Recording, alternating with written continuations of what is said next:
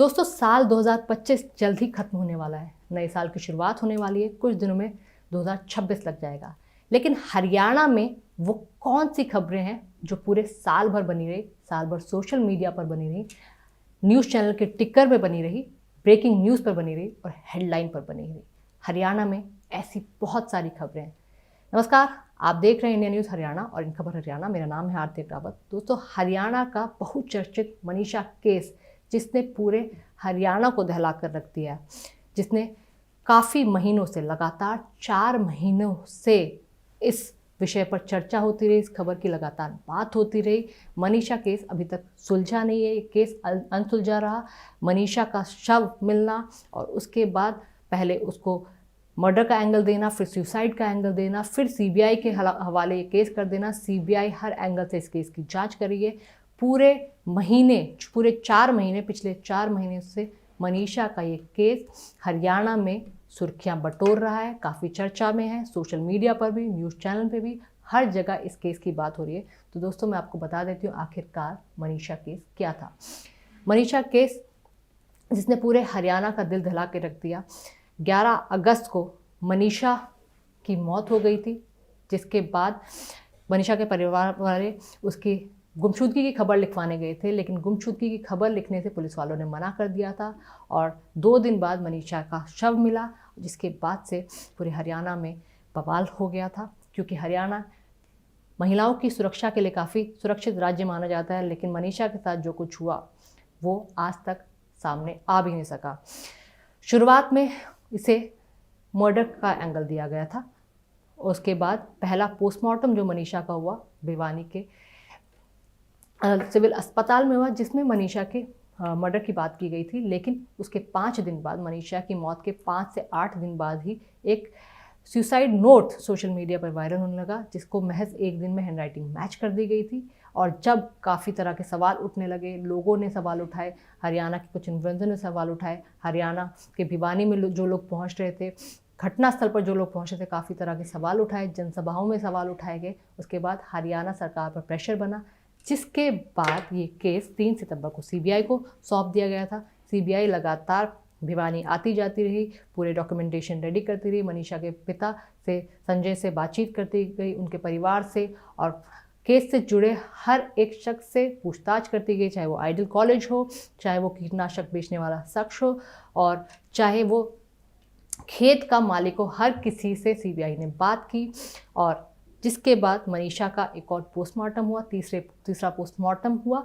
तीसरा पोस्टमार्टम दिल्ली के एम्स में हुआ, जिसमें मनीषा के एफएसएल और विसरा रिपोर्ट भी थी। और क्योंकि मनीषा का शव बहुत पुराना हो चुका था, उससे काफ़ी कुछ निकल नहीं पाया, लेकिन सीबीआई की तरफ से दोनों एंगल, यानी मर्डर और सुसाइड के एंगल से जांच की गई। सुसाइड नोट की भी जांच हुई, काफ़ी तरह की जांच हुई। लेकिन उसके बाद जब एक वक्त ऐसा भी आ गया जब मनीषा के परिवार वालों और गांव वालों ने ये कहा कि अब बहुत समय बीत चुका है, सीबीआई की तरफ से भी कुछ आश्वासन नहीं मिल रहा है, मनीषा केस में जांच कहाँ तक पहुंची इसकी भी कोई जानकारी नहीं मिल रही है, जिसके बाद मनीषा के परिवार ने 30 नवंबर को अनशन भी किया और इसके बाद आगे आंदोलन की चेतावनी भी दी गई। हालांकि मनीषा केस अभी तक भी अनसुलझा है। हत्या और आत्महत्या के बीच में ये गुत्थी अभी तक भी उलझी हुई है, लेकिन हो सकता है आने वाले दिनों में मनीषा केस में आंदोलन भी हो सकता है। गांव वाले दोबारा एकत्रित होकर मनीषा के लिए न्याय की मांग कर सकते हैं। दोस्तों, ये सबसे बड़ा केस हरियाणा में साल 2025 में रहा, जिसने सबसे ज़्यादा सुर्खियां बटोरी और अभी तक भी मनीषा मामले में न्याय नहीं मिला है। परिवार को न्याय नहीं मिला है। परिवार लगातार सरकार से और पुलिस से, सीबीआई से न्याय की गुहार लगा रहा है। हालांकि भरोसा भी जताया है सीबीआई पर, उन्होंने पूरा भरोसा भी है और डिटेल रिपोर्ट की परिवार की तरफ से मांग की गई है।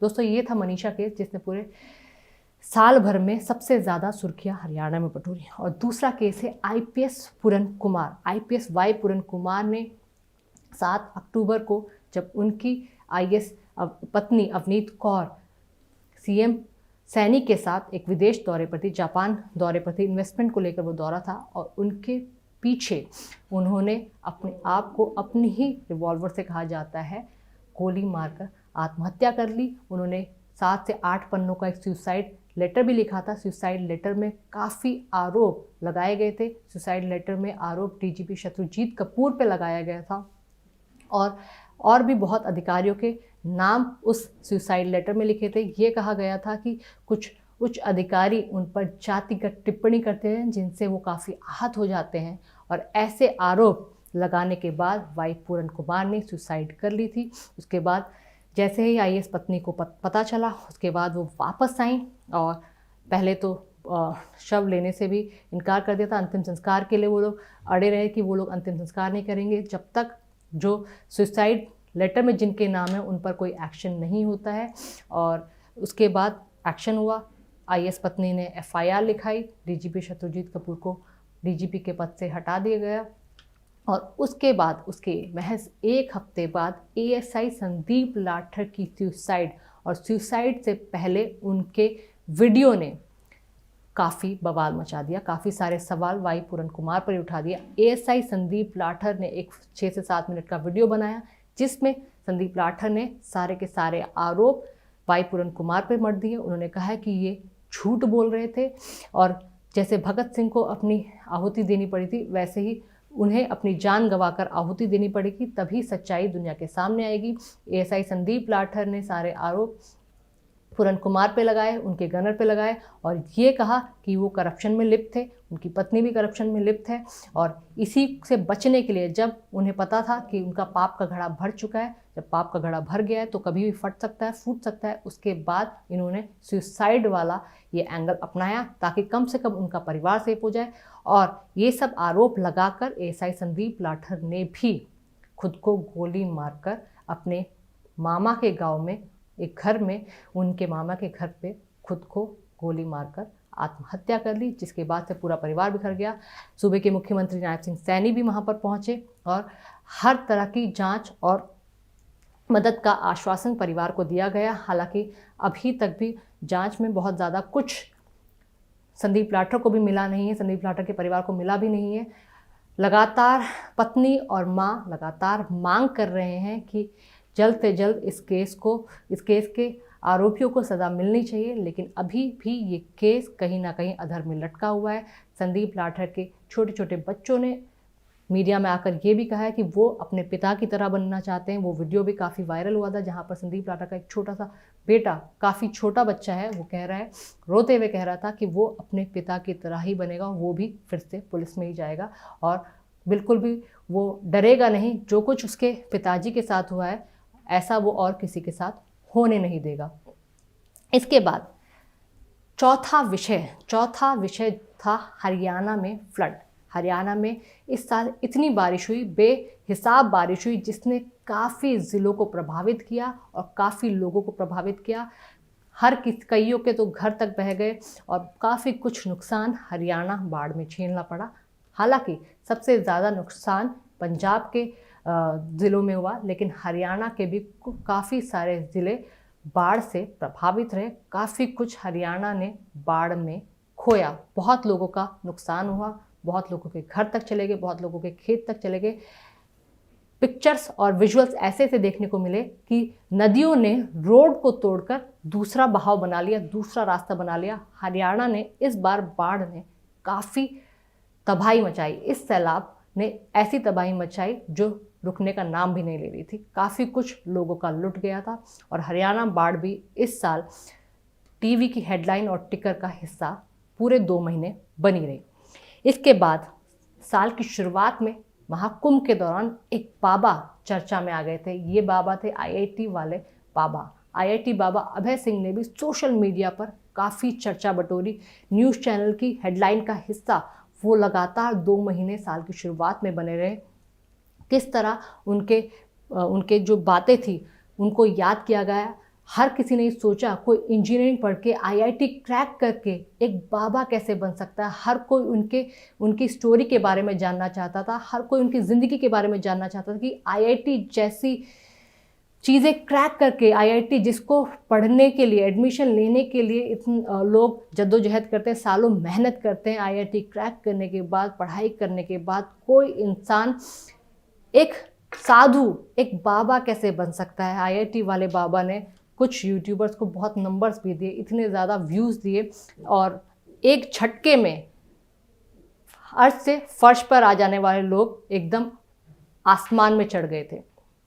आईआईटी वाले बाबा ने इस साल हर तरह से सुर्खियां बटोरी और लोगों को अपने आप में सोचने के लिए मजबूर कर दिया गया कि आखिर ज़िंदगी के अंत में आपको सुकून चाहिए। आईआईटी की डिग्री, इंजीनियरिंग की डिग्री कुछ भी काम नहीं आने वाला होता है। आखिर में जीवन में सिर्फ एक चीज़ काम आती है, एक बात काम आती है, वो होता है जीवन का सुकून। आईआईटी वाले बाबा ने कम से कम अपने कृत्य से ये समझा दिया और लोगों को एक तरह से सवाल उन पर छोड़ दिया कि आखिर उन्हें क्या करना चाहिए, जीवन जीने का असली महत्व क्या है। इसके अलावा साल के अंत में राव नरबीर और दादा गौतम यानी राम कुमार गौतम के बयान ने काफी चर्चा बटोरी। और मैं जाट नहीं मन से मुझे गलती है अर्थम मानो नहीं काम कितने करवा लो हमारे काम की कितना काम करवाते हो पर मैं जाट कहाँ तो बनूं बताओ। राव नरबीर का बयान जाटों को लेकर था, जिसमें उन्होंने एक गांव का जिक्र किया था, इलेक्शन का जिक्र किया था, दौलताबाद का जिक्र किया था। उन्होंने कहा था कि वर्धन सिंह को इस गांव में 1200 वोट मिल जाते हैं और उन्हें महज 340 वोट मिलते हैं, जहां 5 से 6 हज़ार वोटों वाला वो गांव है। 15 करोड़ रुपए उन्होंने इलेक्शन के कैंपेन में न जाने क्या क्या चीज़ों में खर्च कर दिए थे। लेकिन जाटों को मैं रास ही नहीं आता हूँ, लेकिन मैं तो अहीर हूँ, मैं जाट कहाँ से बन जाऊँ। और एक दूसरा बयान राम कुमार गौतम ने दिया था। बटे वो चूरमा खावे था और एक कुत्ता बैठा था सामने उसके डाले ससुरे की तो इनके के राज इनसे गया। अब इनके दिमाग में ही रहती है नायब सैनिक क्यों बना, और कुछ नहीं है। राज थे, राज मारा था, मारा हरियाणा रे उल्लू, हरियाणा सबका है, ये देश सबका है और नायब सैनिक सबका चीफ मिनिस्टर है। गरीब घर का बालक और गरीबी को अच्छी तरह समझता है, सबका रखवाला है, सबकी रक्षा करता है, किसी के साथ भेदभाव नहीं करता है। लेकिन कई भाई सुतते बैठते उठते रोंदे हंसते नायब सैनिक ने कोसे, इसका बिगाड़ नहीं सकते कुछ भी। आगे भी आओगा थारा लगदार बिगाड़ लियो के बिगाड़ोगे। जिसके बाद जाट वर्सेस पंडित भी होने लगा था। उस बयान में एक हरियाणवी स्लैंग यूज करके दरअसल चौटाला परिवार पर निशाना साधने की कोशिश की थी, लेकिन दादा गौतम ने ये सफाई भी दी थी, क्लैरिफाई भी किया था, उनका कोई भी बयान जाटों को लेकर नहीं था। उन्होंने ये कहा कि जाटों ने ही उन्हें बनाया है, जाटों से बहुत प्यार मोहब्बत करते हैं। नायब सिंह सैनी जिस तरह से काम कर रहे हैं, गरीब परिवार का होकर काम कर रहे हैं, सैनी समाज से आते हैं और पूरे राज्य के लिए काम कर रहे हैं, उस तरह देखकर कुछ लोगों को जलन होती है और उस बात को, उस पूरे बयान को एक तरह से तोड़ मरोड़ कर पेश किया गया और जाटों की राजनीति यहाँ शुरू होने लगी। हालांकि फिलहाल ये बयान और बवाल काबू में दिखता है, लेकिन कुछ कहा नहीं जा सकता। लेकिन इस बयान ने भी हरियाणा की राजनीति में काफ़ी सुर्खियाँ बटोरी हैं। इसके साथ साथ कांग्रेस का संविधान बचाओ अभियान 2024 में हुए विधानसभा चुनाव में वोट चोरी को लेकर राहुल गांधी ने बिहार के फर्स्ट फेज की वोटिंग से एक दिन पहले एक प्रेस कॉन्फ्रेंस की, जिसमें ब्राज़ील की मॉडल का जिक्र करते हुए उन्होंने कहा है कि ब्राज़ील की मॉडल आती है 10 पोलिंग बूथ में 22 जगह अलग अलग जगह वोट डालकर चली जाती है, जिसके बाद ब्राज़ीलियन मॉडल का भी जवाब आ गया था। उन्होंने सारे आरोप निराधार बताए थे और राहुल गांधी भरी पलटवार कर दिया था, जिसको लेकर 11 नवंबर को कांग्रेस की तरफ से 22 जिलों की एक यात्रा शुरू हुई। इस अभियान में ये कहा गया कि जनता को वो लोग जागरूक करेंगे और बताएंगे कि बीजेपी ने किस तरह वोट चोरी करके सत्ता को हासिल किया है, सत्ता पर काबिज हुई है। ये अभियान 12 दिसंबर को ख़त्म होना है और इस बयान ने भी काफ़ी सुर्खियाँ बटोरी, क्योंकि इतना जन सैलाब उन्हें मिला नहीं। हालांकि कांग्रेस की तरफ से कोशिश पूरी की गई। कांग्रेस की तरफ से ये भी कोशिश की गई कि जितने भी चुनाव बीजेपी जीतती है वो वोट चोरी करके ही जीतती है। और सबसे आखिर में जिसको लेकर पूरे पिछले 11 सालों से सवाल उठ रहे थे कि कांग्रेस का सीएलपी कौन होगा, कांग्रेस का अध्यक्ष कौन बनेगा और कांग्रेस का संगठन कब बनकर तैयार होगा। इस साल कांग्रेस का संगठन आखिरकार बनकर तैयार हो गया, जैसा कि कम से कम ऑन पेपर्स दिखता है। कांग्रेस के CLP भी चुन ली गए। हमेशा से यही कहा जाता था कि हरियाणा कांग्रेस की कमान भूपेंद्र सिंह हुड्डा के हाथ में है, वो ऑन पेपर भी भूपेंद्र सिंह हुड्डा के हाथ में आ गई। कांग्रेस पर कलेबाजी और गुटबाजी के लगातार आरोप लगते थे और उन आरोपों को हटाते हुए, खारिज करते हुए कांग्रेस ने अपना अध्यक्ष भी चुन लिया। राव नरेंद्र को अध्यक्ष चुना गया, जिनके ऊपर आरोप भी लगने लगे। उसके बाद अध्यक्ष चुने जाने के बाद भी कांग्रेस के कुछ लोगों ने इस बात का विरोध किया कि उन पर खुद करप्शन के चार्जेस हैं।